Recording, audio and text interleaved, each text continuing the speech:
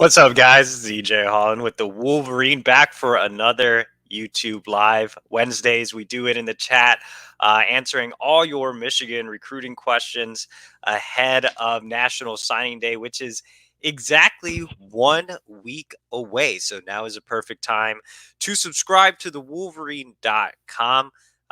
Get in for just $10 until next football season. So $10 gets you premium recruiting information, team information, basketball recruiting, NIL portal, and you get to be part of a great message board community over on the fort right now for just $10.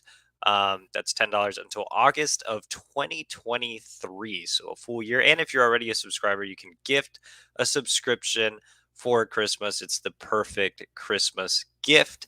But yeah, also like this video, helps with the algorithm. There are a lot of guys in the chat already, so make sure to leave us a like. It helps others get into the chat and get in on the action. Promotes our video, and make sure to subscribe. We are close to 20,000 subscribers, so let's get there. Make sure to subscribe to the YouTube channel. You get alerts anytime a video pops up. So hope you guys haven't been, yes, go blue, go blue. Hope you guys have been enjoying the Tuesday podcast with Zach. Apparently, this guy thinks I'm looking good. I haven't been working out, so I need to get to that after signing day. But let's go ahead and answer questions. We already have our first question in, and remember, guys, these Wednesday shows are questions. You don't have to do a super chat if you want to do a super chat to be kind and contribute to our travel budget that allows us to go see recruits around the country. Then you can click that donate button and be a super chatter, and you'll get bumped up to the front of the line. All right, first question comes from Tyler Butash, and he says, "What are our chances like for flipping Aaron Gates?" So, I've been pretty optimistic with Michigan's chances for flipping Aaron Gates throughout the cycle. And for those of you that don't know, Aaron Gates is a 4-star defensive back out of the state of Georgia, currently committed to Florida. Um, as you can see here, he's actually a 3-star on 3 of the 4 major services, but he's ranked so high on ESPN that he's actually a consensus 4-star.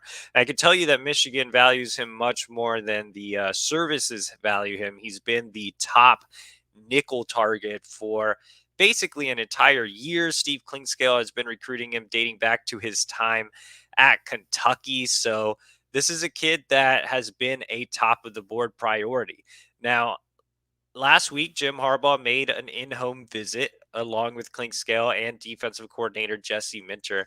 And while I thought it went well, I came away a little more pessimistic. Florida has done a great job of not only building relationships with Gates, he's been committed for more than a year through staff changes, but they also did a fantastic job of helping him through his injury. He did suffer a torn ACL in the fall, and so that might have something to do with his stock dropping in the rankings, but Florida was there for him throughout the whole process. They advised him through things and really helped him out, kind of like Michigan did with Tyler Morris last cycle. So that means something as well. And even more than that, Florida has done more on the NIL side. When you have an injury like that, I think it is important to secure as much NIL as you can right away. And I think Florida's done a much better job than Michigan with their NIL presentation. So last week, end of last week, I was feeling like Michigan's chances were dwindling, especially with NIL being a factor and Michigan not really doing anything in terms of guarantees or upfront NIL or anything of that nature.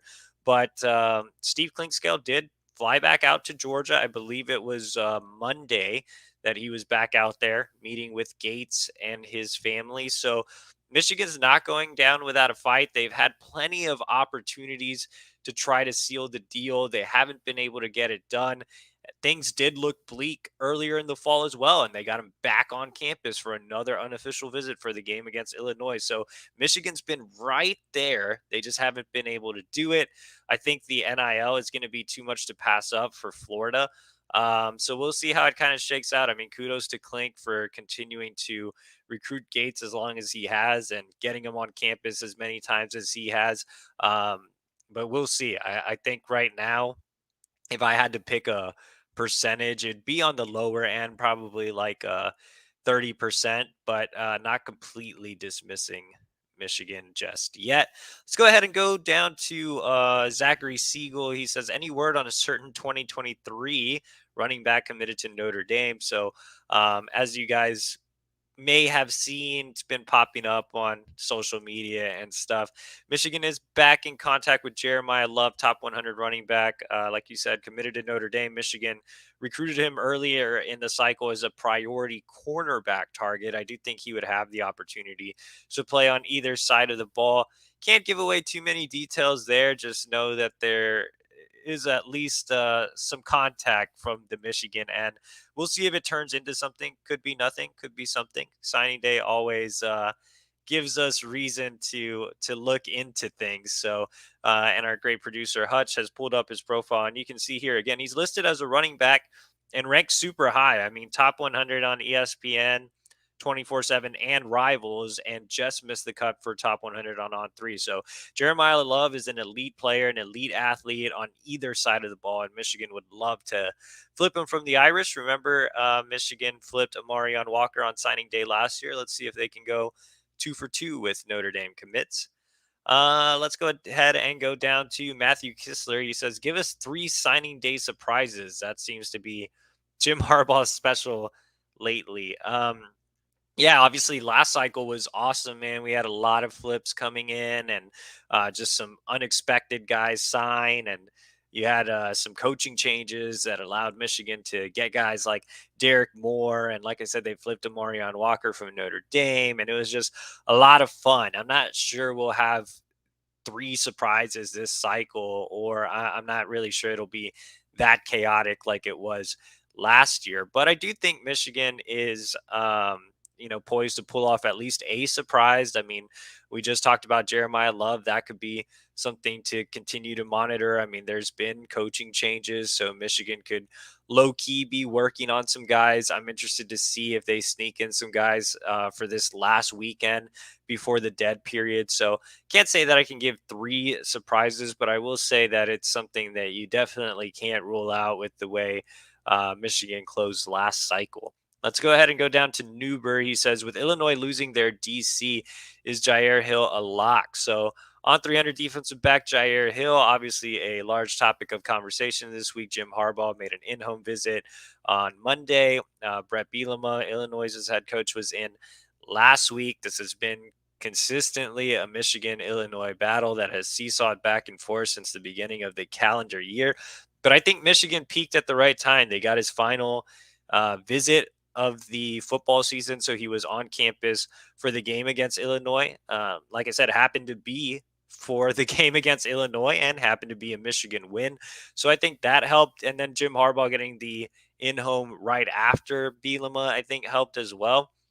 And then, like you said, I'm sorry, Illinois lost their DC, Ryan Walters, going off to Purdue to be the head coach. So that only helps. I mean, Walters was big in Hill's recruitment. I went out to Kankakee several times during Jaire's recruitment, and Walters was out there at least a couple. And I know he was very, very well liked by Hill and his family and those on the Kankakee staff. So losing him is big. I don't think Purdue really factors in this late in the process, even with Walters going out to be the head coach. And from my talks with Jyaire, he is not visiting anywhere this weekend. So I think he's going to head into the dead period with it just being Illinois and Michigan. Now, I know there's been some reports that he is looking to make his decision during the early signing period. He could actually make his decision in the days leading up to it before that. I know he's been working hard to find a venue to have a big party with his family and his community. Jyaire is very, very well liked around Kankakee. And so, I wouldn't rule out him making a decision in the days leading up to signing day, but either way, it'll more than likely be next week. And I do like where Michigan stands. Again, I wouldn't say lock, considering how back and forth this recruitment has been. But I would say that Michigan has the edge, has the momentum going into signing day. I feel good about my prediction for the Wolverines. So I really think Jim Harbaugh did a nice job. I think Clinkscale has been very, very consistent over the last several months. And I think defensive coordinator Jesse Minter doesn't get a lot of love on the recruiting trail, but he deserves it, man. He's done a great job with Jyaire. Let's go ahead and go down to our next question. Comes from Eli Glover, and he says, "What do I think about Cade McNamara and Eric All to the Hawkeyes next year?" Well, I didn't cover either as recruits. I wasn't on the Michigan beat yet, so I don't know them personally. So good luck to them. I know it seems like they've taken some veiled shots at Michigan, so usually doesn't pan out too well. Let's go ahead and go to Kyler Kriegel. He says, "Where does Michigan sit with 2025 quarterback Cutter Boley?" So Michigan is in the mix with some elite level 2025 quarterbacks, Boley being one of them.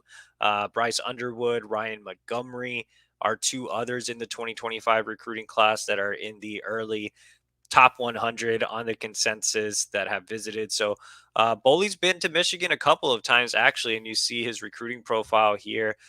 He is the number 46 overall prospect in the country in 2025. So I do think Michigan sits in a good spot there. They're definitely in his top group early on. He's developing good relationships with Matt Weiss and Jim Harbaugh, but at the same time, I think Ryan Montgomery and Bryce Underwood are a little more realistic.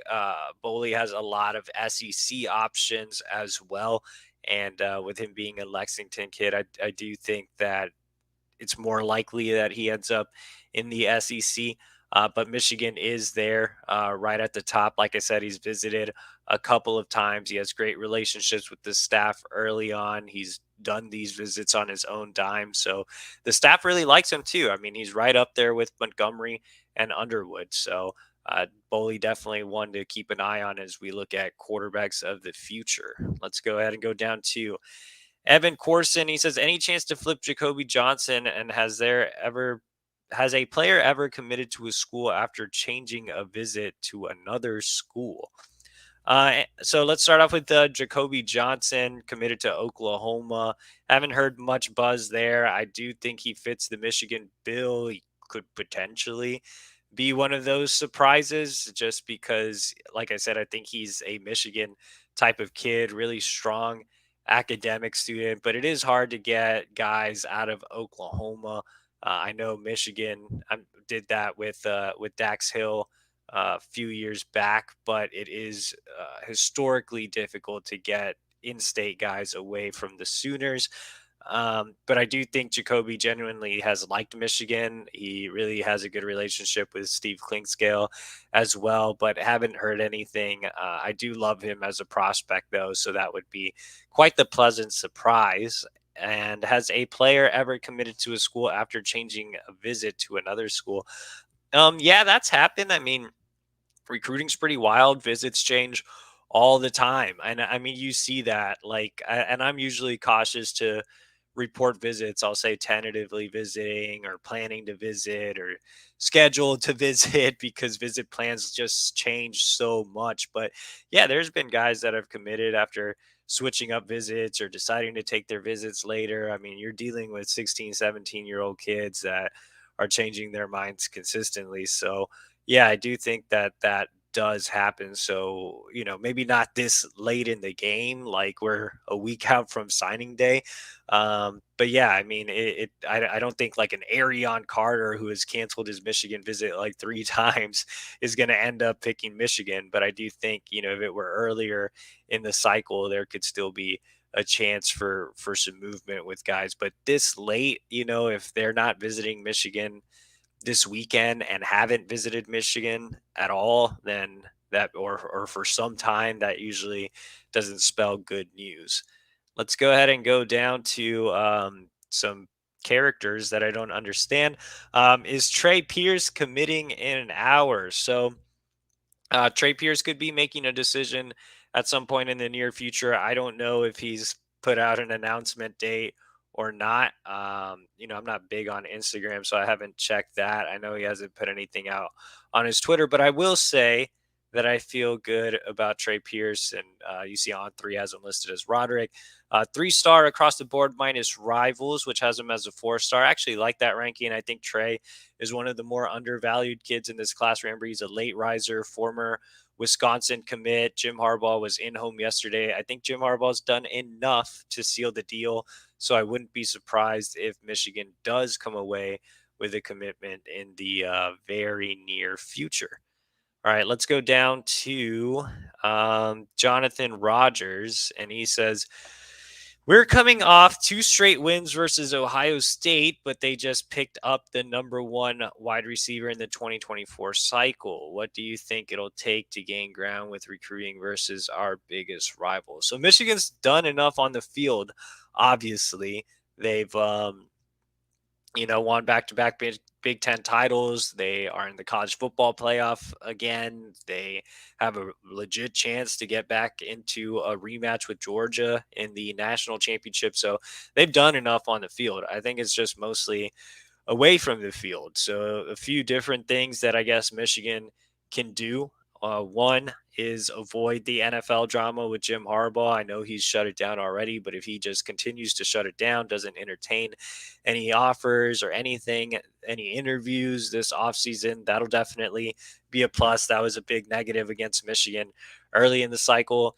There's bound to be some type of staff movement, but if they can limit it to where it's not crazy like last year where you had, Ron Bellamy moving from defense to offense, you had Jay Harbaugh moving to defense, you had new coaches come in like Mike Elston, you had two new coordinators come in, and some of those, changes have been upgrades, and that's great, but I think it hurt with the relationship building early in the cycle. So if they can limit staff movement, that would be something of note.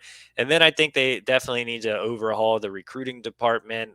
Right now, it's lackluster compared to some of their rivals, including Ohio State. So I think beefing up the recruiting department could go a long way in assisting the staff. And last but not least, the most important factor is figuring out NIL. And I see Ohio State has had some troubles in that department as well. So it's definitely interesting. But Michigan has to have a plan to sell on the recruiting trail. Right now, they have nothing really other than what players are earning and things of that nature.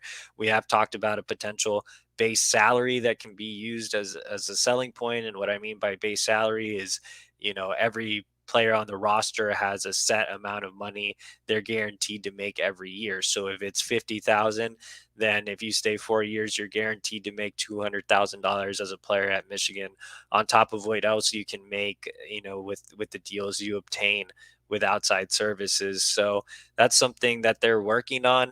Hopefully it comes into fruition at some point in the near future, but they have to get some type of concrete NIL selling point that they can do on the recruiting trail. I'm not asking Michigan to be Miami or Texas A&M or a school like that, but they have to figure something out. I mean, it's one of those things where NIL isn't going away. I don't really enjoy covering NIL as much as people think that's all I talk about these days, but that's the world we live in, man. Like I mean, I hate NIL to be completely honest. Like it's sucked the life out of some of the things I used to enjoy about this job, but you have to adapt. And, a lot of these recruitments are being determined by NIL. So Michigan has to figure out a plan and get that going on the recruiting trail. Let's go down to KS, and he says, can we get the latest updates on Etta and Jaden Davis? Is Jyaire Hill pretty much a lock? So if you missed it earlier, I wouldn't say Jyaire is a lock. I think Illinois losing Ryan Walters to Purdue definitely helps, but I feel good about my prediction there. So let's go ahead and address the first two guys. Etta obviously has had some interest from the likes of Oklahoma, LSU, TCU. Michigan's highest rated commit in the class right now, number 119 overall nationally on the On3 consensus. But yeah, I mean, Jim Harbaugh had a great in-home visit with him last week. I know those other schools have stopped by to see him. As far as I know, he has no visits scheduled for this weekend. So if he goes nowhere, that's a huge positive for Michigan. If he goes to LSU or returns to Oklahoma or to visit Collins in Miami or something, then I'd be definitely concerned. But as of right now, I have a lower concern level. Eno has a great relationship with the coaching staff. Mike Elston was back down there this week, seeing him as well. So I think things are looking pretty good there. I would expect Eno to stick with Michigan on National Signing Day next week.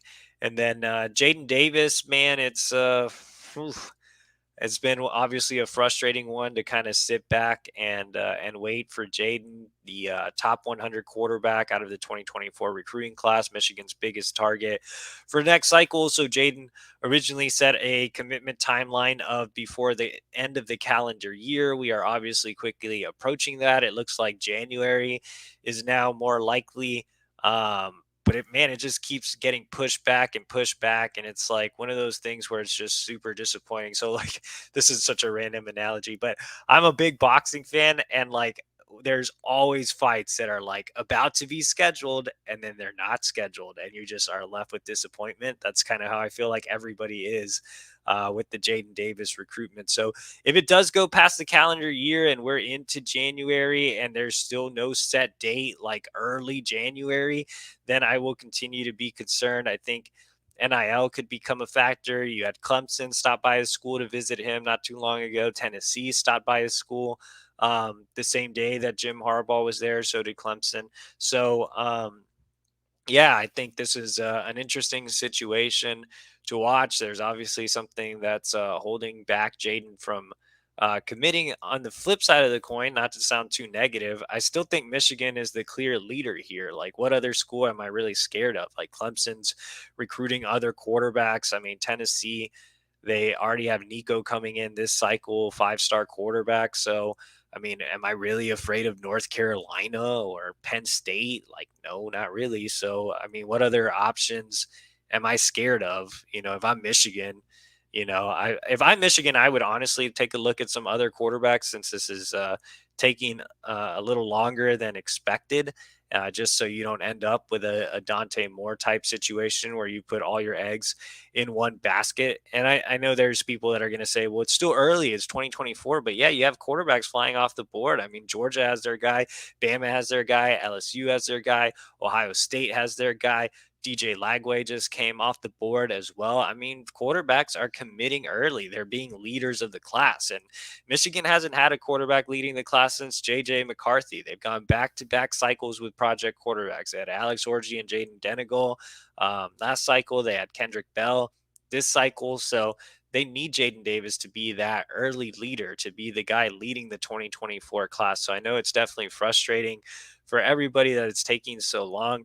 But again, the good news is Michigan still has the lead here, and the competition isn't very scary. It's not like Georgia's still in it. It's not like Alabama's still recruiting him hard. It's not like there's some crazy team throwing NIL money like Texas A&M. So as things stand right now, I still like where Michigan stands, but the longer it goes, the more concern I'll grow. But for now, I'm just chilling, waiting to see what happens on that front, waiting for him to set a commitment date. So once you have a commitment date locked in, and if it is for early January, then I think you can, pump the brakes there. We do have a lot of people on the podcast tonight.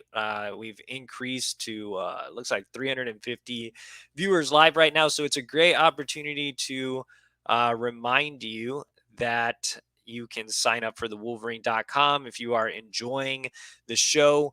$10 until next football season at the Wolverine.com gets you access to premium insider recruiting information, team information, the latest on the NIL front, transfer portal, all that good stuff for just $10 until August of 2023.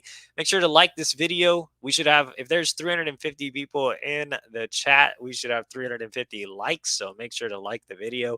If you haven't subscribed to the YouTube channel, make sure to subscribe. You'll get alerted every time we drop a new video, which is basically every day these days. And with signing day right around the corner, you're going to want to make sure to stay locked onto our YouTube channel. We'll have a couple of live shows during signing day. It's going to be a lot of fun. Let's go ahead and continue with the questions. And let's go with Daniel G, who doesn't have a question, but I'm going to spoil his comment because he says, "Let's go. Let's see how long we can go without mentioning Nicholas Harbaugh." So Nicholas Harbaugh hasn't mentioned, but I'm going to go ahead and mention him because there was like 3 topics on Nicholas Harbaugh today, just kind of out of the blue.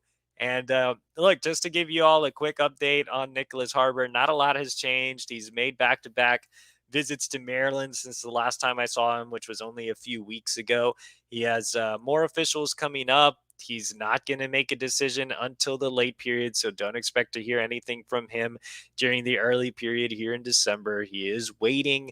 I think we'll know a lot more about Harbaugh once Jim Harbaugh makes his in-home visit closer to his decision date. We'll see if he comes back for an unofficial visit. But Michigan right up there in his recruitment. I think all of Harbaugh's 5 finalists have reasons to be somewhat optimistic in this recruitment. So I think it's continuing to be a marathon and not a sprint. So Michigan's going to keep working there. Ron Bellamy was in Washington, D.C., his area, as well as the primary recruiter for Nicholas Harbaugh. He was down there seeing him last week, but not a ton shaking with Nicholas Harbaugh right now.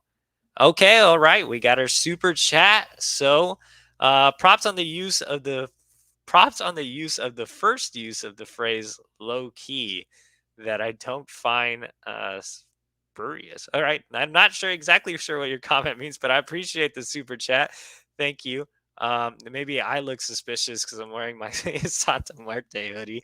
Matt Frisk, huge super chat. I see that Hutch has still disappointed and not made a super chat like horn or siren or something. So you can throw tomatoes at our producer. Oh yes, there we go. We got a Ric Flair gift. So yeah, we just need the actual sound. But I appreciate that, Hutch. Thank you. Is Michael Van Buren realistic if Jaden Davis doesn't come? So good question. Yeah, Michael Van Buren is a prospect that I've been very, very high on. He is a fellow top 100 quarterback, though his rankings vary greatly from site to site. As you can see, ESPN has him as a top 10 prospect overall. On3 has him as the number 202 overall prospect, Rivals as a top 100 recruit, and 24/7 get out of here with your 3-star ranking. Michael Van Buren's a phenomenal talent, man. The thing that concerns me about the most about Michael Van Buren is his height.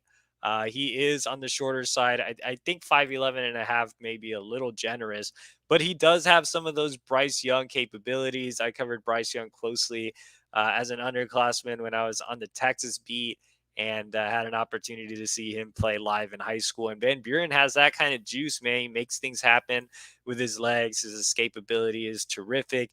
He might not have the pure arm strength that Jaden Davis has, but he's very accurate. He's very cerebral. He's a guy that just moves the chains, gets things done consistently. And for being at a powerhouse like St. Francis, he actually didn't have a ton of weapons at his disposal at wide receiver. It's not like he had all these big time D1 level wide receivers. Now, St. Francis is loaded. Don't get me wrong. They have guys all over the field that are going D1, but Van Buren didn't have these marquee receivers like Jaden Davis has with Jordan Shipp and Shannon Goodwin and having Chris Peel in the backfield to throw little screens to as well. Van Buren kind of carried the St. Francis offense this year. He was terrific when I saw him in game. He was great when I saw him in camp as well at the Under Armour Future 50 event. In fact, that's usually reserved for upperclassmen, but they had a quarterback go down, and Under Armour flew Van Buren in on like a 48-hour notice or something. And he came out there and just tore it up against the best in 2023. He had a better performance there than Malachi Nelson, who's a 5-star this cycle. So Van Buren's the real deal, man. If you can get around his height, there's a lot to like about his game, a lot to like about him as a kid too. Just has that kind of Baltimore attitude, has the little accent and stuff. He's just really cool kid as well. But I do think he would be realistic. Obviously, he left Michigan out of his top schools. No surprise. Michigan hasn't been really recruiting him since they've been all in on Jaden Davis. But if they circle back, I still think there's a chance because of the St. Francis connection. I know Biff's gone. He's off to Charlotte. So congratulations to him. But there's still that St. Francis kind of pipeline to Michigan. St. Francis has produced Blake Corum, Derek Moore, Ayabi Oki, Nakai Hill Green. So there's guys that Van Buren is familiar with on campus, and he's been to campus before. He made an unofficial visit in the offseason, so it's not like he's completely unfamiliar.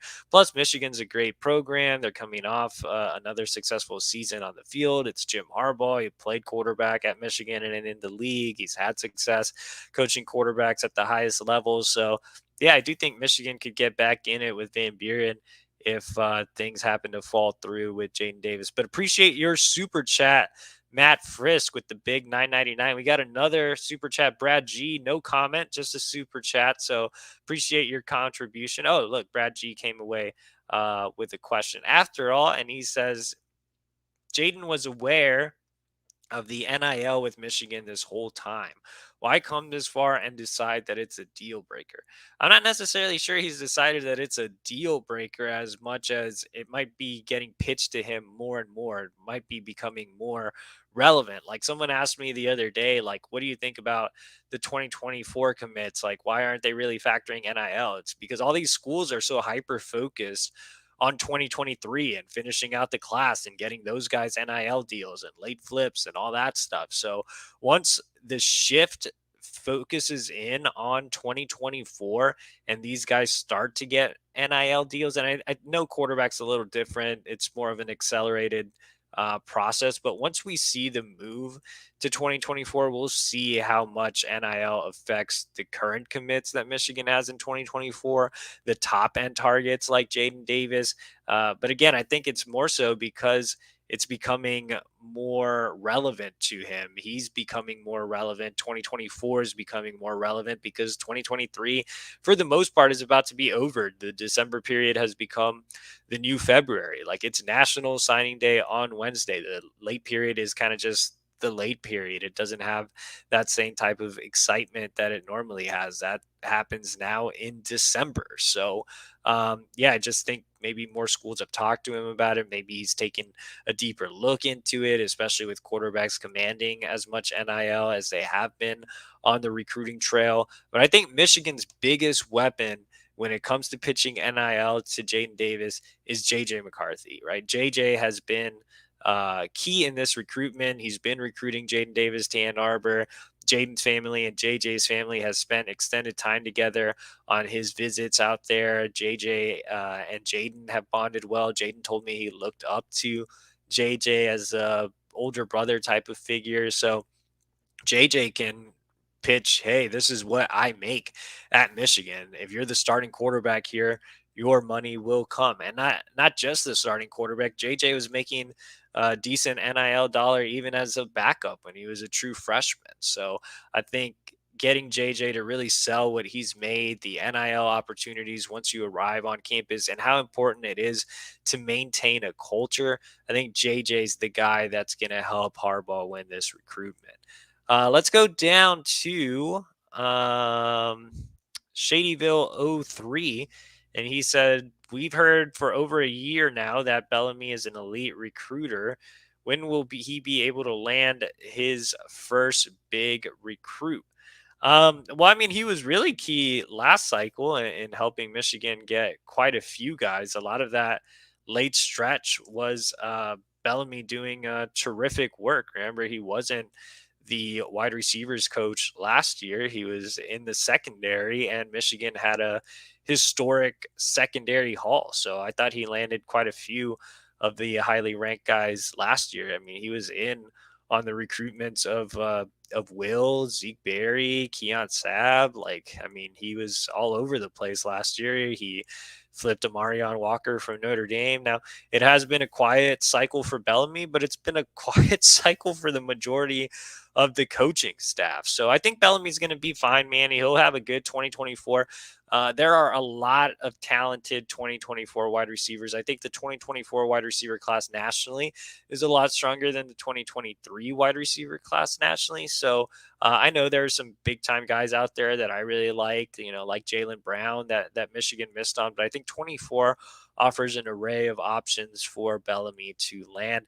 And he's always going to be involved in local recruitments and his areas. I mean, there's a reason that Bellamy is the DMV recruiter. I mean, he is heavily involved in recruitment in Washington, D.C. and the state of Maryland. He is going to be a guy that they're going to have there often. And that's such an important recruiting area for Michigan. So I don't think there's any real concern with Bellamy as a recruiter at all, despite, not really landing a big fish this cycle. Um, Alex Tucker says, who do you think will be the next three commits in 2024? That's a good question. Off the top of my head, let's see.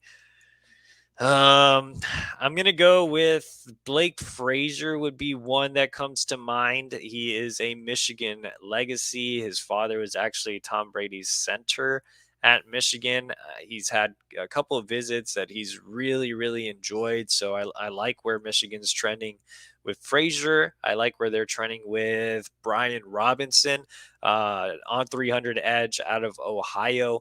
There are some other schools that are really involved there. Penn State, Colorado just jumped in the mix with Coach Prime. But overall, I like what Michigan did this fall. I think the Wolverines have the lead in that recruitment for sure. Um, God, I know I'm missing like a ton of other guys, but I'll just go with Jacob Oden as a local guy. He's another legacy recruit. Rod Oden, his father, is the head coach at Harper Woods. Steve Klinkscale's known Jacob since he was an infant, and that's a true story. I mean, Klink's really known the Oden family for as long as Jacob's been alive. So if Michigan makes an all-out push for Oden, I think he will be an early commit in the class. But this is off the top of my head. I know I'm missing some guys for sure, and I'll probably get crucified for that. Let's go down to Shadyville 03 again. He says, the way the 2024 class is starting out, can we stop blaming 2023 on NIL? Harbaugh flirting with the NFL and losing both coordinators were huge. And yeah, I've said that, I said that earlier, but like I just finished saying, I don't think 2024 NIL has really started to take shape yet. I think you'll see a lot of recruitments shift gears and change directions as we head into the spring. So I think NIL could be even a bigger factor in 2024. So we'll see how that goes. Let's go ahead and go to Newber. And he says, any updates on Carmelo English? Ron Bellamy was on the phone with him this week. He is a maybe to visit this weekend. It's already Wednesday. So not looking too great on the visit front. I think if they get him back on campus, and here's English, 4-star wide receiver out of Alabama. If they get him back on campus this weekend, then I think Michigan closes. If they do not get him back on campus this weekend, then I think Michigan still has a chance to win this recruitment, but it will be a little tougher. Kentucky seems to be the primary competition here. He likes the idea of playing in the SEC. Distance is a little bit of a negative against Michigan, as was the climate, but he does have a great relationship with Ron Bellamy, and he did enjoy his last visit for the game against Penn State. English has been, pretty quiet, but had a good in-home with Jim Harbaugh last week, so we'll see things kind of shake out in the next week. It looks like he will be making a decision in the next week, so could be sometime during the early signing period or right before. Looks like we are approaching 40 minutes. I told our producer we'd be out of here in 30. So let's go rapid fire. Unless you guys have a super chat, we're going to go rapid fire and quickly answer question. Mitchell Lee says, what does Michigan need to do to have a better class in 24 than they have in 2023? Kind of laid out the game plan earlier. Avoid the Harbaugh NFL drama, avoid a lot of staff movement, beef up the recruiting department, and figure out NIL. Let's go ahead and go down to Not Call McKenna. He says, I feel like we've had an underwhelming 2023 class, but it looks like 2024 might be better for us with Jaden Davis and his two wide receivers. Many high 4-stars. Do you think we could see a stronger future? Yeah, like I said, if Michigan can get all their ducks in a row with NIL, if they can avoid all the offseason drama that usually comes with Michigan. Michigan always seems to be its worst enemy. Then, yeah, I think everything will be fine. If they can get Jaden Davis on board, then that'll be great. A lot of ifs there, so we'll see how things kind of fall into place. But I am a lot more optimistic about 24 than I am with 23. I'm sure Jim Harbaugh and company will figure it out. And Simon Olson says Etta was live with Collins and Cabana last night for 2 hours, seemed 100% locked in, says he won't take any more visits. Yeah, like I said, if he doesn't take any visits, then I am confident he will sign. Joe Dollar says, any news on Daniel Harris when he decommitted from Georgia? I thought Michigan, Penn State, and Ohio State were on him. He does have a brother that's in the portal. It looks like Penn State's going to take him and in turn get Daniel Harris. So not a lot of movement for Michigan on the Daniel Harris front. Bailey's Vlogs and More says, is it true that Dion is bringing in Mason Curtis for an official? So Dion Sanders, new head coach at Colorado, coach prime time, 49ers great. Did offer Mason Curtis, but Curtis cannot take an official visit because he is an underclassman. So will he make an unofficial visit in the offseason? Maybe, I know Dion has a lot of swagger, obviously. He is an NFL legend. His style does appeal to recruits. So wouldn't necessarily be surprising if Curtis does make a trip out there. Let's go ahead and go down to NV Universe 7. He says, so basically the 23 class is a failure. But EJ, who do you think Michigan is really pushing for in 2024 right now? I mean, objective number one is getting Jaden Davis on board. He is the guy. I mean, others that pop up to mind as really key priorities, Justin Scott, 5-star defensive lineman out of Chicago. Jim Harbaugh just saw him yesterday. That's going to be a guy that Michigan's all in on. Jordan Marshall, running back out of Ohio, is top of the board there. Came in for the game against Michigan State. He's a must land. Jaden Davis's teammates, obviously, you have Channing Goodwin and Jordan Shipp at the wide receiver spot. I mean, they're top priorities as well. So those are a few that just pop up off the top of my head.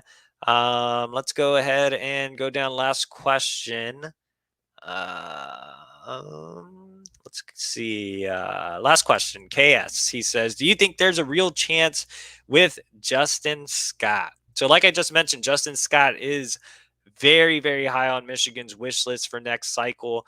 One of the top defensive linemen in the country out of Chicago. Like I said, Jim Harbaugh saw him yesterday, I believe. And so, yeah, I think there's a legitimate shot there. The thing about Justin is he's a really high academic kid, goes to a competitive academic high school. He really enjoyed his visit to Michigan for the game against Michigan State. I expect him to be back to Michigan early in the offseason. Obviously, some stiff competition when you have such a highly touted recruit. Notre Dame, Ohio State, Alabama are all high on his list, but I do think he's leaning towards staying in the Midwest early on. I think Michigan has just as good of a shot as Notre Dame and Ohio State. They offer a lot both on and off the field, and I think Elson and Harbaugh have done a great job at recruiting him so far. So that does our show, guys. I appreciate y'all joining me. It looks like we hit 400 live viewers, so that's great. Keep spreading the word. Like this video. Subscribe to our YouTube channel completely free. And one last reminder to subscribe to the Wolverine.com, just $10 until next football season. If you're already a subscriber, I appreciate it. And like I said, if you are a subscriber, you can also gift a subscription. Perfect holiday gift right now with Christmas right around the corner. Hope you guys enjoy the rest of your weekend, and we'll see you again the day before signing day. Tuesday, we'll have our normal Zach Libby and I podcast previewing National Signing Day. So join us for that next week.